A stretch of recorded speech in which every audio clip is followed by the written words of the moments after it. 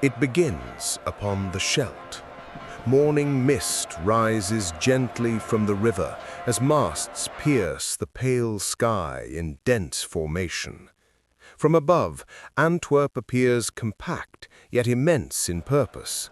Red-tiled rooftops packed tightly within defensive walls, canal arteries feeding directly into the river, warehouses pressing against quays like muscles against bone. This is Antwerp in 1560, the richest city in Europe. Along the Scheldt, ships crowd the water in astonishing number. Italian carracks, Baltic traders, Iberian hulks, rigging creaks in sea wind as crews prepare for unloading. Sailors shout in multiple tongues, rope strains against wood. The river is not merely a boundary, it is a highway of empire. On the quays, dock workers move in disciplined lanes. Bales of wool descend, barrels of wine roll, sacks of spice release faint scent into the air.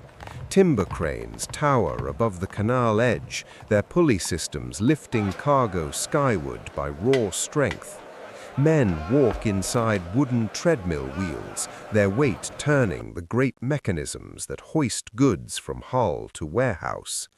The waterhole spans the canal like a vaulted ribcage of timber and shadow.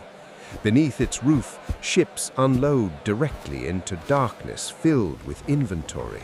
Merchants inspect wares by touch.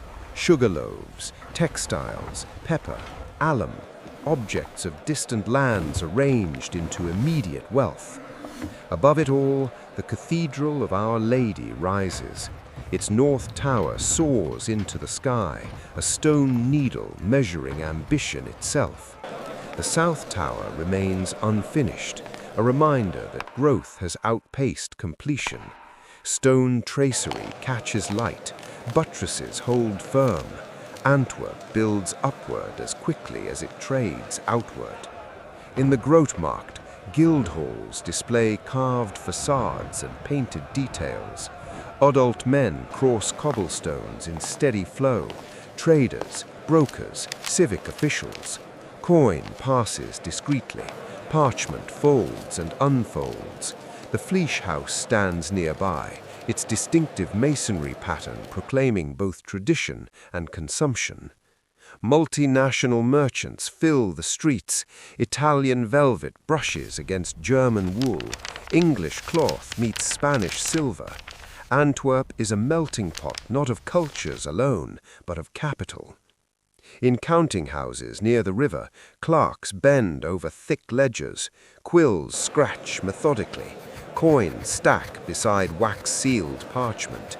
Economy here rests on metal and trust reinforced by reputation and speed. And then, at the heart of it all, stands the Bourse. Built in 1531, its courtyard of Gothic arches forms the brain of the city. Merchants converge from every direction, cloaks brushing stone as clusters form and dissolve in continuous choreography. Here, goods are not traded physically, risk is. Hands exchange folded contracts and sealed letters. Wax cracks softly. Maps lie open on benches, routes traced with urgent fingers. Voyages are discussed before ships even sail. Futures are bought and sold in murmured tones. From above, the Bourse appears like a living mechanism. Merchants circulate in patterns of precision. Credit moves faster than cargo. Wealth becomes abstraction. In nearby counting houses, ledgers fill with figures never spoken aloud. Letters form invisible chains linking Antwerp to Seville, Genoa, Lubeck, London. The harbour remains relentless. Dock workers strain beneath heavy sacks. Sugar refining districts steam quietly, sticky residue coating barrels. Textile zones hum with activity, alum dust clinging to cloth. This is a city controlling nearly 70% of Europe's international trade. At its zenith, Antwerp feels unstockable. Yet water remembers what men forget. At dusk, a large merchant vessel hesitates in shallower current. The keel drags slightly against mud. Crew adjust lines carefully. It is a small moment, easily dismissed. The Zvin channel narrows imperceptibly. Sand gathers quietly beneath tide. From the belfry, the city still gleams. Cranes, quays, guild halls, cathedral spire dominating skyline. But at the edges of the waterway, vulnerability grows. Harbor pilots gesture toward shallows with tightened expression. Larger ships wait for higher tide. Smaller boats ferry cargo instead. Treadmill cranes turn faster to compensate for lost efficiency. Inside the water hall, goods stack higher as departures slow. Storage bays fill. Merchants argue more quietly now. At Place Bourse, letters exchange hands with greater urgency. A quill hesitates over a ledger. Ink presses harder than before. Het Steen Fortress looms heavily over the Scheldt. Spanish authority stands in shadowed stone. Soldiers patrol near the gates, halberds steady. The city remains prosperous, but watched. Market negotiations soften. Whispers replace bold decorations. Counting houses grow tense. In printing workshops, presses operate beneath dim light. Ink stains fingers that carry ideas as well as contracts. Within church walls, candlelight flickers against carved saints. Statues show faint cracks at their bases. Iconoclasm has not yet erupted, but unease breathes through stone. Ships prepare to depart sooner than usual. Chests are packed discreetly. Merchant residences gather valuables and documents. City gates check movement more closely than before. Under heavy cloud, the cathedral tower still dominates, but the air has changed. Night harbor lanterns thin. Fewer lights reflect upon water. At the Zvin inlet, sandbars grow more visible. Larger hulls must wait offshore. Smaller boats labor harder. Within civic chambers, leaders debate unseen crisis. Gestures sharpen, voices lower. And then comes siege.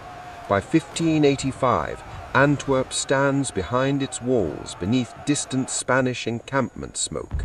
Cannons rest upon ramparts, heavy, iron, silent but ready.